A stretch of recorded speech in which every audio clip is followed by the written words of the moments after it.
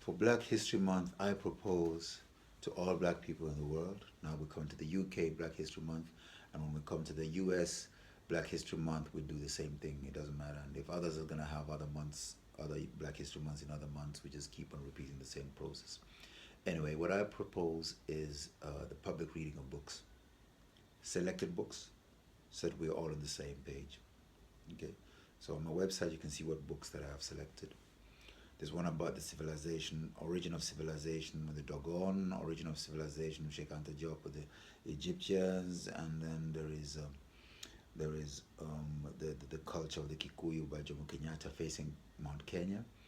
So out of these books, you can basically read, and of course there is The Color of Money, which is very important, and The New Jim Crow by Michelle Alexander.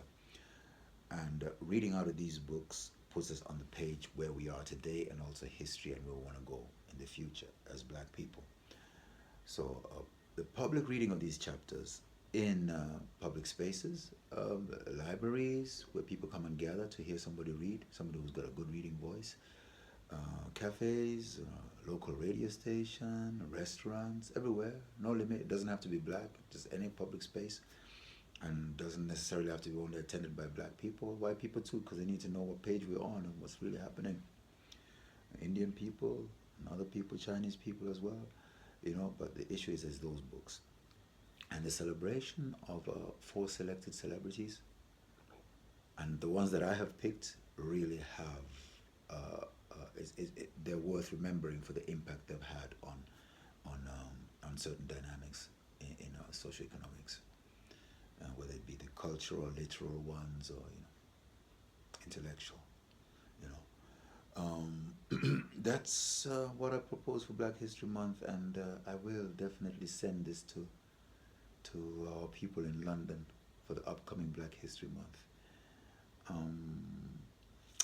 I would like for it to be a process where at the beginning of the reading of the books, you're kind of like working out how you're going to present the final product. You should have some end product that will end with a presentation at the end of the month, whether it's going to be a short sketch or a theater or a song or a prayer, but the chapters, the selected chapters from the book that people have read, then they should basically kind of like end up with some presentation.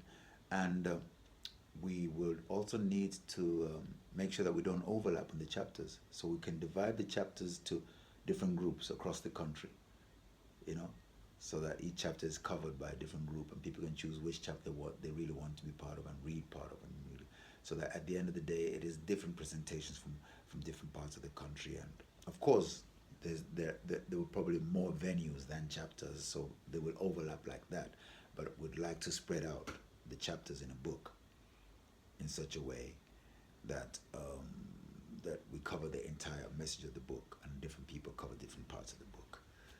And likewise with the celebrities, different parts of their life or different part of the aspects of what their contribution was. So we'd like for Black History Month to be about the books, to really fight against that stereotype that black people don't like books. We really want to delve into the books, like books, writers. These books are going to unify us. The philosophy behind it is, the theory or the science behind it is the same one as everywhere else. Electromagnetism, if you get enough attention, enough energy around one dynamic, it attracts, it creates attraction, creates force, a field of force. And that's where we need to be as black people. We need to kind of like collect the mind, unified, centralized, boom.